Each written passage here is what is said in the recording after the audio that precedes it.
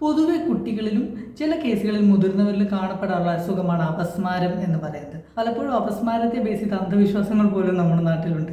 തലച്ചോറിലുണ്ടാകുന്ന nerve നെറ്റ്വർക്കിലൂടെ pass ചെയ്യുന്ന സിഗ്നലുകളിൽ ബ്ലോക്കുകൾ ഉണ്ടാകുമ്പോഴാണ് അപസ്മാര ലക്ഷണങ്ങൾ ഒരാൾ കാണിക്കുന്നത്. കുട്ടികളിലുണ്ടാകുന്ന അപസ്മാരത്തിൽ 75% 20 വയസ്സോടുകൂടി തനിയെ ഇല്ലാതാവും.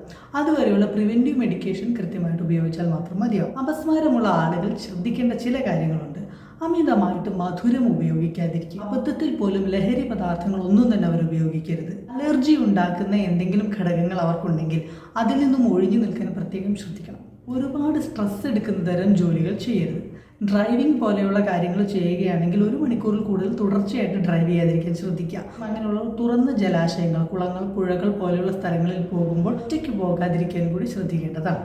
ഇങ്ങനെ നമ്മുടെ ലൈഫ് സ്റ്റൈലിൽ ചില കൺട്രോളുകൾ കൊണ്ടുവന്നാൽ സ്മൂത്തായ ജീവിതം അപസ്മാരമുള്ള ആളുകൾക്കും ജീവിക്കാവുന്നതേ ഉള്ളൂ. Thank you.